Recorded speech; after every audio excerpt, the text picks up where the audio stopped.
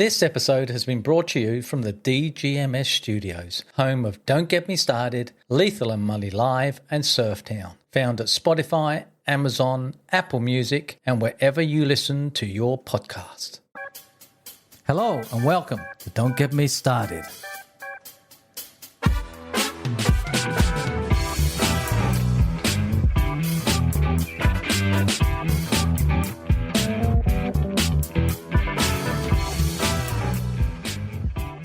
It's the mother of all podcasts with Keith and Lee. Hi, I'm Lee. And I'm Keith. Again, hey Keith, we're in the studio today. It's been an interesting week. How have yours panned out, mate? Quite well, actually. I've still woke up alive and healthy. Went out to my desk, read a little bit, checked the headlines, had a nice muesli and yogurt breakfast, then went out for coffee. Every morning. Every morning. Yeah. Happy days, mate. Yeah. Been to the beach as well. There's been surf, so I've been happy with that. And then now I'm here in the studio with you podcasting. I have my phone turned down, so I'm not being disturbed. I have another cup of coffee here, which I'm consuming. Notepad, pen, in case something interesting, profound comes up that I have to write down. And I'm ready to roll, man. Bloody hell, Mully, I feel ill-prepared. And I've been going to bed late at night too. I don't know why, but just life's been too interesting. Oh, mate, what can I say? Happy days to everybody out there. Now... Well, wait. You've asked about my welfare. What about yours? How are you? Yeah, well, just dealing with some issues with around the work area with different people and their silly decisions because it's Easter and school holidays. Everybody goes, oh, no, it's going to be too busy. You can't come in. You can't do this. And they leave it to the last moment. And so it's put me at an inconvenience. And I don't mind time to myself, but I just wish they could give me more notice and not keep thinking about the mighty dollar. Yes, because when you're working for yourself as a self-employed businessman like you, time is money. Time is money, mate. And when you've already booked it in and it's all ready to go, and then they say, oh, no. And when you talk to different people on the resort manager side of it, and they tell you a different story, you just go, I'm done. I often wonder, why am I surprised? Yeah. Because it happens all the time, not just to me, but to other various tradies. And it's just Noosa at the moment. And like I said, being the school holidays, it gets a little bit, fraught. Okay, so that's your negative. Any positive? It's a beautiful day. I've done a lot with our podcast at the moment, so I've a bit of paperwork behind the scenes, organising YouTube, as we've been talking about before. So people will be able to see our faces? Unfortunately, yes, Mully, they will. I don't know how you feel about that, but too late. Which is my best side? Your backside, I think. Your backside.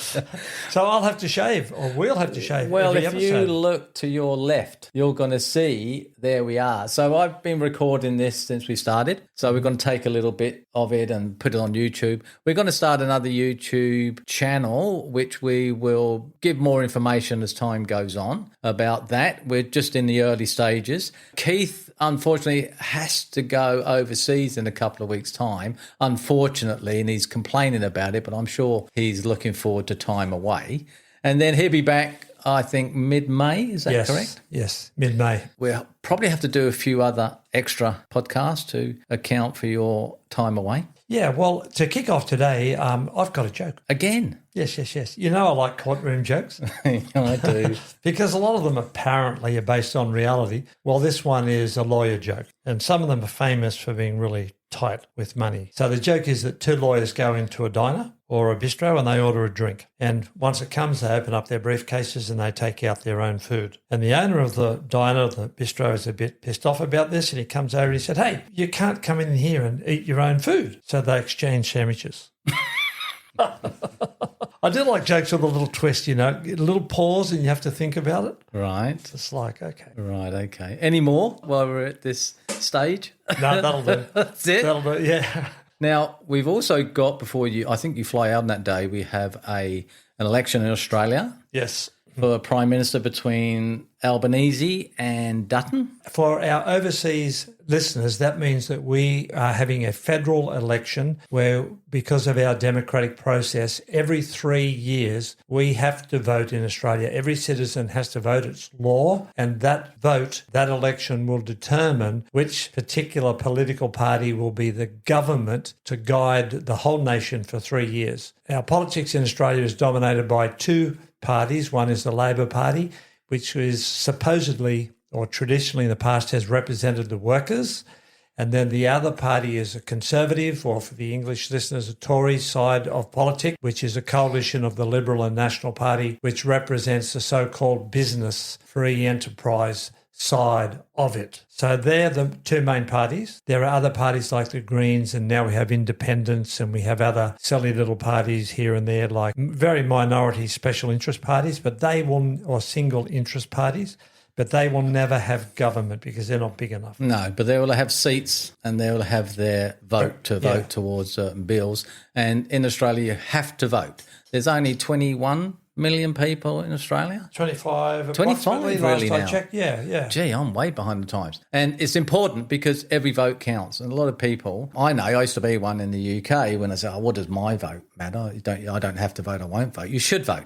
Yeah, you should. And what happens because that's the only time that as citizens you have a so-called say in democracy under our system. If we had another system called initiated citizens referendum, and I'll say that again, citizens initiated referendum, it's a political apparatus where the citizens can force the government by submitting a certain number of signatures that can force the government to have a referendum on a particular issue, which goes to the people to decide. I believe Switzerland has this, and I think California may have had it in the past. I don't know. It's been a while since I've looked into it. But how it works is if a country has such a political system or apparatus in place, when the people vote on whatever is listed on the referendum, then the government must enact it. So you, as a disgruntled citizen, could say, look, I think that we should have a new election because I'm not happy with the government. They've only been in there for 3 months and enough people agree with that. Then it goes to the referendum. They have 2 referendum days every year.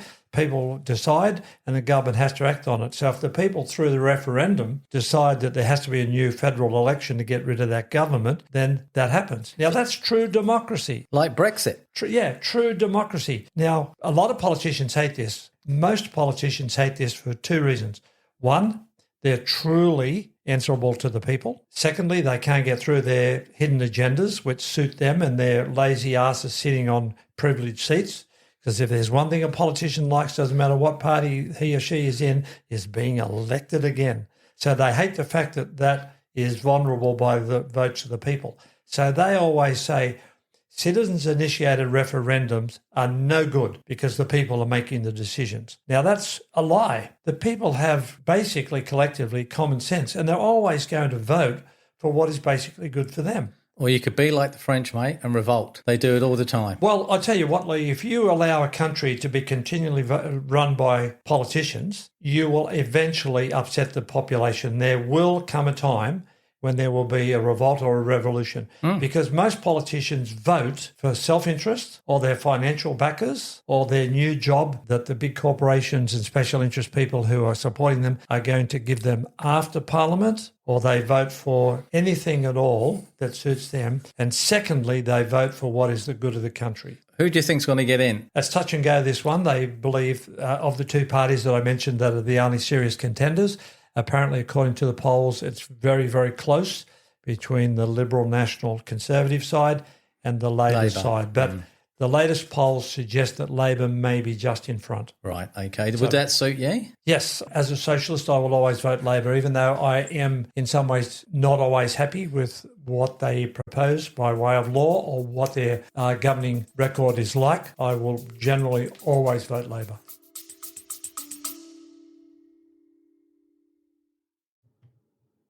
I hope that you're enjoying the podcasts and the content that we're bringing to you each week. I want to take a moment to invite you to support the show. Your contributions help us continue creating high-quality episodes, bringing in exciting guests and exploring the topics you love. Every bit helps. whether it's a small donation or signing up for our Patreon account. By supporting us, you're not just helping keeping the lights on, you're becoming part of our community and helping us grow. To show our appreciation, we offer exclusive perks, behind-the-scenes content, and so much more for our supporters. So if you love what we do and you want to see us thrive, please consider signing up at buzzsprout.com/don't get me started. Support the show. Thank you for being part of our journey, and let's keep the conversation going.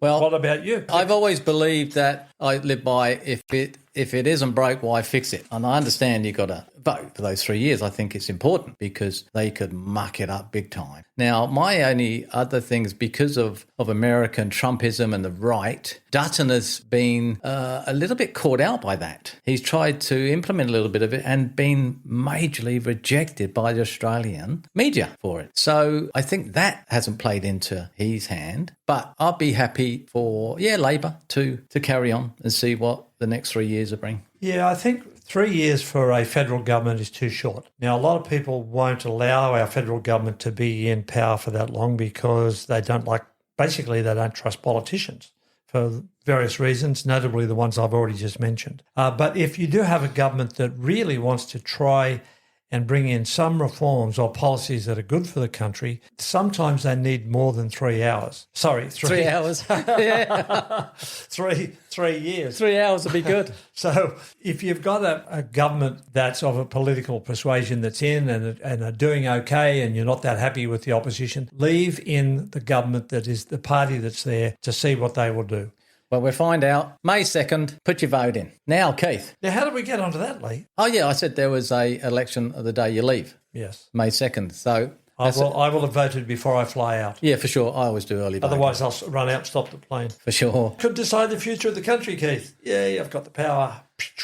Whether they're going to be successful or not is another matter. And I've been thinking about success for the last week. And our topic today is, what does success mean to you, Keith? What does it mean to me? Now, you've given me a little bit of a heads up on this, so I've had a couple of minutes to think about it. I've come up with 3 points. Right. Would you like them? I've got a few more, but go ahead. All right. Well, here are my 3 points. Success means, first of all my relationships are flowing correctly. Right. I'm big on relationships. I'm not always good at them, but I place top priority because out of relationships flows everything. Number one is your relationships are correct. Let's just get on to that first one for a bit. Now, relationships doesn't always flow the way that you want them to. Is success a place that you feel happier to be in, or is it a destination that you want to get to that place? Or how would you know that you're actually in that place? By the fact that you don't have a lot of stress, a lot of pressure, a lot of shit, and a lot of unwanted problems coming down upon your head. But a lot of people thrive on that. So that could be a success for them as well, that they are thriving in all what you just said. So is it a destination or is it a place that we strive to get to? Wouldn't it be both? It could be both, like being successful or have success. Oh, you went close there, and I saw that little smile flash very briefly across your lips as you said that word success. Success. Have you been naughty lately, Lee? No, I haven't. You better edit that out. No, I haven't. I haven't been naughty at all. The thing is the achieving of desired results success, or someone or something that achieves positive results. So you think you've got to achieve positive results through your first point of relationships. Well, success would be positive, wouldn't it? Successful that you have positive relationships. Not positive relationships, relationships that are functioning correctly. I've just got here something that achieves positive results. Yes. Success. Yes. It's like it can be measured in specific outcomes. It's like a process or a state of mind. It can be related to social, spiritual, financial. Financial, health. Employment goals, short-term goals, overall life achievements. Yeah, all of the above. See, but is success, let's take away successful, is success a place or a destination? Isn't a place and a Is it a place to be successful or is it a destination? I get it. Yeah, I would say both. But success as a destination would be the process of becoming successful, I would think, because going to a destination is a journey. It's a process that you have to go through to arrive. So is it to get to a destination? Yes. So you may not be successful. You're going towards a good destination, but you're not successful. So success can be defined like for happiness. Yeah, in a very basic form, definitely. Satisfaction? Definitely. Contentment. What about fame, popularity? For some, if that's important, yes. But then again, it's not uncommon to read of people who have achieved fame and will say things like, well, it's a prison, or it's not all it's cracked up to be. I'm not sure they'd roll it back and go back to a life as a plumber, because fame often brings a lot of benefits in financial coffers, financial coins into your coffers. So, they can talk about the downside of it, but I don't notice too many people who walk away from it. No. So it could also be achieving goals and reaching targets, a positive outcome, just that positive side of it. It can be completion of a task for that to get your desired results. So success can just be unzipped, opened up, and just all your desired results come out. So that's one. Come out. Come out. You said help. Well, if I did, I'm gonna. That's a good word. Where'd you get that one from? I don't know. It's just not. It's just come out of you. It's my mouth. They say because it's French, so it's created differently. If I go on, it's like coming out. They come out of your mouth. Number 2, Molly. Number 2 is your appetites and cravings do not dominate or control your life. Interesting. Well, I know a very dear friend who is deemed by a lot of the population in the small town that he lives in to have a successful life because he's been successful financially. He's accumulated considerable financial wealth. But the man is driven by his appetite and is ballooning physically and has lost a lot of his agility. That should be parallel to where he's at in life in terms of age. And, he'll wake up at 3 o'clock in the morning and be just craving and go and get a big bag of chips, corn chips, sit down on the lounge, watch something mindless on television and eat them at 3 o'clock in the morning and go back to bed. But isn't it amazing how that walks hand in hand, as you were saying, to be successful, and then you have to pay a price, either your physical form or your mental stability or your ego. Do you have to pay a price? See, if you do have to pay a price, then you haven't really been successful, have you? Well, true success means staying true to a deeper sense of purpose, despite deviating from a social norm. It means finding joy in suffering, like I said to you before, where you said, you wouldn't want to be this and that, upset and things. But people thrive from that suffering. And it means to pursue one's own journey when confronted by the fear of uncertainty. It's different forms of success. Like you can have success, like your friend was saying, of where he got very successful financially and then his weight ballooned and he had the cravings. And so with the other side of it, the flip coin to it, is that you could also,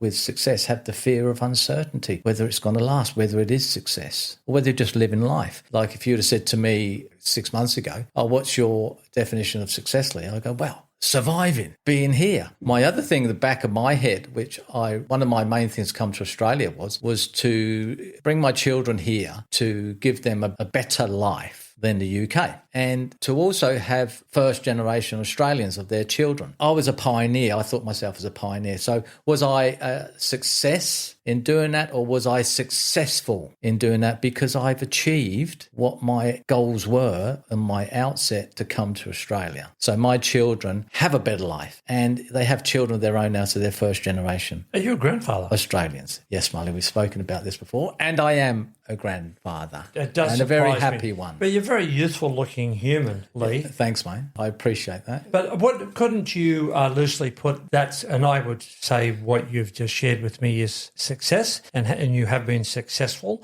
Now, yes, definitely. Well, I think could loosely put that under my first point, that your personal relationships are correct and functioning the right way. So you've made sure that you've looked after your family, and that's relationship, and everybody has done quite well. I know your family quite well. It seems to me that all of this has come into place as it should, or as one would want it to. So that's been successful. You want to know my third point? Yep. This might surprise you. Would you like to have a guess? No. It's more conservative than what you may imagine. Well, I'm looking forward to it now. Free from crippling debt. Oh, okay. Now, I think that's success. But yeah, absolutely. I mean, who wants debt? Debt is so modern day. Everybody apparently lives off debt, or you got an overdraft. I think it's old school as well, because we're not young anymore, Mully, but we're not old. So we have a different viewpoint as it concerns today. Business loans, bank loans, getting all this on debt. You have to carry it. It's a heavy load. Well, debt and deficit are a little bit different in my understanding. I mean, you can run on a deficit because you know you can cover it at a certain point. So it's not really debt. But what I mean by crippling debt is that you have to keep paying out what you're earning, that is just meager to start with, towards what you may have loaned that really you couldn't afford. So you can't really afford to keep paying it back. No. That's crippling debt. Now, if you're in that situation, your life is reduced to strict confinements, and your wings are well and truly clipped. So if you are in a crippling debt, then a lot of things that you'd like to do in your life, you just simply can't do. And then that can lead very quickly to you being not successful in a lot of your aspirations. Yeah, my old dear departed father-in-law, when I used to do my own books, he put in the front of it, if your outgoings exceed your income, your upkeep will be your downfall. And that spoke to me 30 plus years ago, and it's still relevant today now. So, which means if you're earning less than what your outgoings are, you're going to go under. So in other words, if you're spending more than what you're earning, you're buggered. Yeah, exactly. You're done. It's only going to be more debt. You'll be borrowing more, and you can't pay it back because you haven't got the income to do that. Then you have to do something drastic. I don't know, downsize, whatever, to pay that back. Yes. And it's a shame. Yes, but success. Could you describe it in one word? Ooh. Well, first thing comes to mind is happiness. Happiness. But I always prefer contentment over happiness. Well, you know me, Mully, always want to find out what a simple word for success is. Did you go to the dictionary and ask? I did, and there's a few here. This is my one, and it's first. It's accomplish. Oh. Accomplish your goals, your dreams, your desires, to have success. Yes, hard to disagree with that. Achieve. Mm-hmm. Same, isn't it? Accomplish, achieve. Yeah. Benefit, flourish, gain, overcome, prevail, prosper, realise, triumph, and win. Oh. All one word that they reckon, whoever they are again, are a simple word for success. Yeah, no, I can agree with all of that. I like those descriptions. As for whoever they are, I believe that the compiling of the English dictionary, and I'm not sure about other language dictionaries, has been a work of scholars over many, many years. Wasn't it the famous Englishman, Dr. Johnson, who spent his life compiling the first dictionary or something? Yeah. I remember at school there was a lesson on that. It's quite incredible. And then once, I believe the process went something like this. I'm just shooting off the top of the head here, drawing out some distant memory from the past. So this is probably not true or a little bit true or whatever. But I believe the process went something like I think he may have been in conflict with somebody else about what he was compiling to explain each of the English words into a dictionary. There was somebody else who didn't like it. And I believe when it was finally settled and submitted to authorities, then a committee had to go through it and decide to refine the definition of the words that were put forward. So it's been put through a process, I know that much at least, to be able to say we now have a dictionary. Yeah, so to use those words put in a sentence. Now, this is from Albert Einstein. Strive not to be a success, but rather to be of value. It's interesting. Well, let me have a look at that against my 3 criteria for success. If you have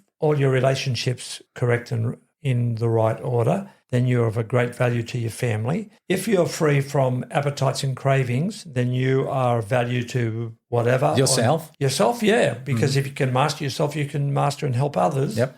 And then if you are free from crippling debt, you may be in a place to be able to share some of your financial blessings with other people. So you are of value. I've done pretty well to pull them out off the top of my head anyway. Yeah. This is one from Nelson Mandela. It always seems impossible until it's done. This is from Herman Melville. Success is best when it's shared. Herman Melville, I believe, is the author who wrote Moby Dick. Really? Yes. And it's best when it's shared. So you can only do that if you're free from crippling debt. If you've got a crippling debt, you can't share a single dollar. There's another one here where it says, it is better to fail in originality than to succeed in imitation. I like that one too. Well, of course, it's better, but see, in imitation, they still succeeded. Well, yeah, but there's that old saying, fake it till you make it. Well, there you go. See, imitation, fake. You get there, you've made it, success. Yeah, I like it. Yeah, success is a broad word. Successful is another one. And it means so many different things to so many different people on so many different levels. You can't sort of pinpoint it. Yeah. You know, you go, I'm successful. Well, where are you successful? I'm successful in business. I'm successful in my marriage. Well, not what I see. Or, well, actually, your business is in debt, and if you sold up, you would be bankrupt. The word itself is quite an interesting concept. I wonder too, Lee, if we're coming at this from privileged guys in first world country. Absolutely. If you live in some of the other countries that do not have it as good as what we do in Australia, success might be simply just getting through the day. You know, I've survived. Eating. I don't have a Having job. a meal. I don't have a job. The government gives me no benefits. I have to get through the day. I've got no money. I've got absolutely zero in my life. How am I going to get through the day? So success could be deemed by that individual going to bed at that night or laying their head down at night because they probably don't have a bed, and they say, I've survived today. Tomorrow, what's challenges can wait until I wake up. Yeah, well, this is one thing here. So to me, success is not a destination, but a direction. I would consider myself successful after being able to afford all necessities in life. Yeah, there you go. I'd go along with that. Like a good house, food, healthcare, and so on. Having a great group of friends, a serious relationship, a healthy mind and body, having a purpose and doing meaningful work. See, I've got that covered. Good relationships, healthy body, and have your appetites and cravings under control. But being on that last level and staying there while keeping the hard work would be successful for me. So it's embracing everything. It's just life. So we can call it that. We can call that we are a success or we are successful. It's not something that we can call ourselves a billionaire. A lot of people won't be able to be a millionaire. The social aspect to it of success is too readily thrown around. Could I break it down to a daily personal basis, even on a trivial basis? Yep. Can I throw this one at you? Go on. It's trivial. Trivial. So you wake up, you're okay, have good breakfast, you skip out into the sunshine, you get through the day, you've even been successful in making $1 or $2, you've made love to your mistress. I mean, whoops, you've oh, God, no. You've been able to enjoy life to the full. So you decide to go and have a haircut, but it's a bad one. It's a bad We've one. had a few of those. It's a shocker. So you go home disgruntled because you've got this shocking haircut. Does that mean that your day hasn't been successful? Yeah, I think it's just being petty, I think. Well, I told you it was trivial. I even threw in the naughty line about your mistress. That's right. You know, we're us Aussies, we don't have mistresses. We're not French. So I was just being a little bit provocative there. But As always. If you are ruined, your day's ruined. Can your day be ruined by a bad haircut? Yeah, for sure. If you allow it to. Even though you might have made a profit during the day financially. Yeah. Met some interesting people. It's where your mind's at, mate. That's Done what you've liked to do. So I've got the last thing here, and it says, I would define success as your financial performance aligns with your life's aspirations. So like we were saying before, I said, if your income exceeds your outgoing, drop could be a downfall. I like that. That's great financial advice there. Now, can you read out what your dearly departed father-in-law wrote? Oh, well, I haven't got the accounts book anymore, but it says if your outgoings exceed your income, your upkeep will be your downfall. Yeah, I like it. That's very good. Yeah, and it spoke to me then. So this one is you work on something that you're passionate about, which we are doing, which we have done, which we continue to do. It's important. Now, whether we think we're successful or we're a success, that's not for us to judge. The other one is you have agency to decide how you spend the majority of your time, which I like also. Yes, that's very good, isn't it? Agency to spend, how to choose. Agency to decide how you spend the majority of your time. Yeah, isn't that wonderful? And finally, the vast majority of your time, which I agree with and which I want to be, is spent being happy and content. Now, is that a place again or a state of mind? No, both. It's Has to be both. Okay. Place and, of course, a state of mind. Well, I think we've been very successful to bring across our thoughts of success. And, Mully, as always, I'll leave you the last word. Well, I simply wish all our listeners out there every success, both in their day, their week, their month, their year, and, of course, their life. I realise that some of us have it easy. Some of us have it tough. And I wish those that have it tough to come into some great successes that fulfill your aspirations and your dreams. So until then, and until we talk with you again next time, it's hooroo from me. But please like, subscribe and share because we appreciate your support. Goodbye.